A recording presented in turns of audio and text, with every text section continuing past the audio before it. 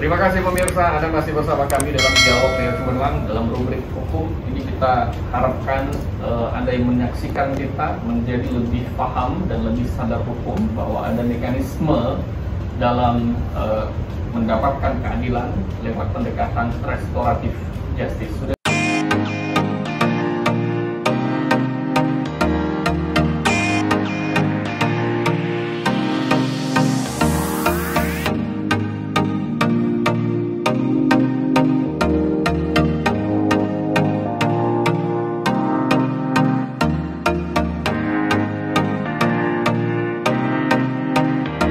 Sekarang ke Pak Rodi, ini ada keuntungan nggak sih dari penerapan restoratif justice, dan kalau kita mengkaji plus minusnya ini bagaimana? Ya. Jadi terima kasih ya pertanyaannya. Untuk keuntungan kalau kita berbicara untuk restoratif justice ya, sebenarnya kan sini sebagai instrumen untuk melaksanakan bagaimana pendekatan antara si korban dan si pelaku ya ini sampai selesai ke pemulihan dan untuk mengembalikan bagaimana keadaan semula dan bukan tujuannya pembalasan. Itu sebenarnya. Jadi itu yang paling menguntungkan itu. Ya. Jadi itu sebagai instrumen pendekatan dengan korban dengan si pelaku, ya kan? Untuk bagaimana memulihkan kepada keadaan semula, tapi sifatnya bukan pembalasan. Itu sebenarnya untuk yang diambil di restoratif justice tadi, untuk menjadi situ, ya. Terus plus minusnya tadi kalau misalnya terhadap itu tadi terhadap korban dan si pelaku ya. Kalau terhadap mungkin negara mungkin ya, terhadap pemerintahan mungkin dengan adanya ini seperti yang kita katakan tadi kan keadilan itu adalah boleh di masyarakat, di kepolisian dan di kejaksaan sampai pengadilan kan begitu. Kalau misalnya ini lanjut ternyata bisa dilakukan justice, kenapa tidak kan begitu? Karena kenapa? Kalau kita dapat penyidikan nanti kan pasti memerlukan anggaran. Itu negara sudah ada di situ, berarti sudah pengeluaran. Ditahan, negara mengeluarkan lagi anggaran untuk memberikan makan.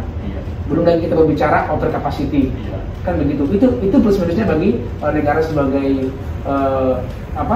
di sini hadir ya. Sampai kejaksaan misalnya, perkara yang seperti tadi, kejaksaan juga memerlukan biaya di situ. Kan penahanan akan berlanjut, perpanjangan penahanan nanti penahanan jaksa, tetap nanti pindahkan ke pengadilan ke lembaga, tetap negara juga memberikan makan di sana terhadap si pelaku dan melakukan penuntutan juga pasti ada di RAB-nya biayanya sampai ke pengadilan. Dengan perkara yang kecil sampai ke pengadilan sudah memakan biaya berapa kalau kita lihat RAB-nya dari pihak kepolisian, kejaksaan sampai ke pengadilan. Sebenarnya di sini inilah sebenarnya plus minusnya. Kalau selesai tadi perkara langsung ke RJ, yang ini tadi terlewatkan. Negara di sini berarti sudah diuntungkan gitu. Kalau kita bicara mengenai efek jerah pelaku, tentu dengan restoratif justice hal tersebut sulit untuk dicapai. Dikasih hukuman agar bisa jerah, tidak melakukan lagi. Gitu. Dengan perdamaian, apakah efek jerahnya bisa tercapai?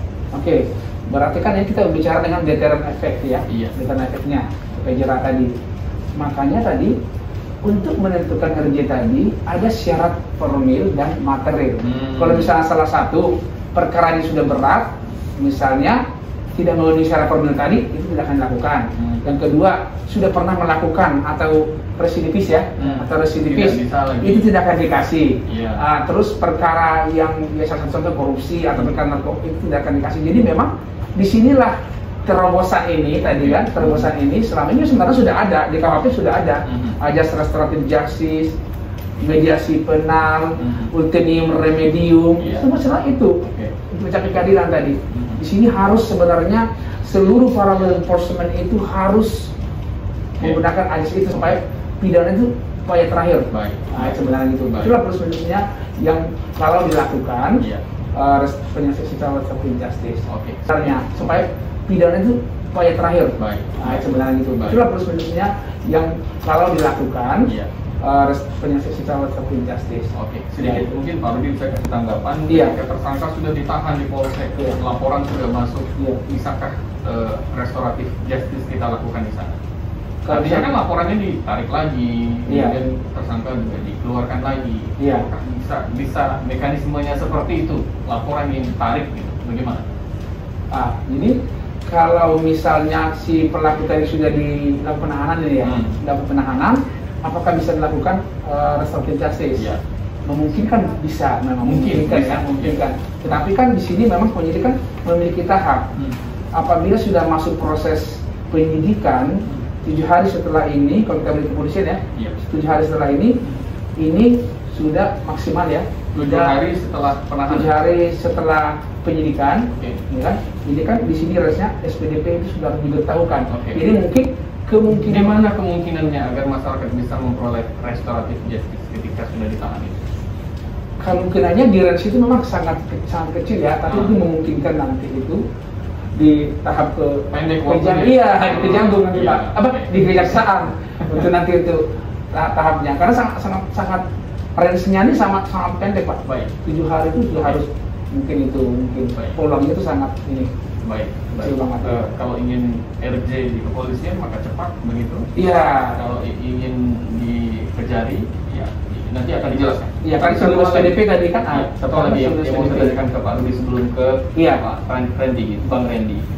Dengan restoratif justice dalam pandangan Bapak sebagai pakar hukum pidana, benarkah tercipta keadilan itu? Jadi memang kalau kita melihat di ajas hukum, itu kan ajas hukum kan menembus nih sampai ke hakikat-hakikatnya. Ini seharusnya dalam proses penyidikan itu harus benar-benar lihat teori hukumnya, filsafat hukumnya, ya itu harus sebenarnya dilihat. Ini kan sebenarnya sudah menembus ke filsafatnya, sebenarnya harus hakikatnya. Apa sih hakikat sebenarnya keadilan itu? Hakikatnya apakah harus proses sampai ke kejaksaan atau pengadilan? Kan begitu kan? Kita harus menembus ke sana. Jadi paradigma yang sudah mungkin lama ada itu jangan ini ya, harus bisa menembus itu. Makanya dengan adanya PP 58 Pak, PP 58 itu kita melihat bahwa penyidik itu minimal strata 1 supaya sebenarnya itu makna yang terkandung di sana itu bisa menembus bahwa bagaimana sosiologi hukum terhadap misalnya si pelaku atau si korban. Bisa nggak ditembus keadilan, didapatkan keadilan lewat RJ ini? Bisa. Jadi kalau melalui RJ ini kayaknya pasti bisa. Karena seperti yang kita katakan tadi, di masyarakat aja bisa ditemukan keadilan, di penyidik juga sampai ke kejaksaan dan pengadilan bisa. Dan mungkin satu pesan juga, semua proses suatu pidana itu bisa tuntas sebenarnya adalah peran serta masyarakatlah yang paling besar sebenarnya untuk menuntaskan satu perkara pidana gitu sebenarnya. Permasalahan. Tinggal lagi bagaimana perjanjiannya tersebut, masyarakat ke korban harus membayar ganti rugi berapa, itu juga bisa dituliskan di dalam perjanjian itu. Oh bisa juga itu kan Pak. Karena itu antara mereka tidak ada campur dari pihak law enforcement ya, dari jaksa dari kepolisian, tidak ada di sana, hanya menerima. Dan itu dibolehkan. Bisa saja kalau mereka memang seperti itu, bisa saja mereka, karena antara mereka itu tidak ada itu campur tangan oleh penegak hukum kan. Tidak ada. Tapi dengan adanya itu diserahkan secara de facto ya, ini pertanyaannya, kita akan dipanggil lagi, benar nggak dilakukan, ada paksaan tidak? Nah itu supaya clear dia betul. Nanti ada pihak ketiga yang tidak ini bisa melakukan upaya hukum gitu kan. Gitu dia. Terima kasih Bang. Kemudian Bapak Dr. Rudi Pardede, SHMH pakar hukum pidana. Terima kasih Pak Rudi, luar biasa sekali. Semoga apa yang kita perbincangkan menambah wawasan dan juga pengetahuan kita tentang hukum, terutama masyarakat yang sadar hukum menjadi tujuan kita bersama. Saya Muhammad Rizal mengucapkan terima kasih. Wassalamualaikum warahmatullahi wabarakatuh. Sampai jumpa.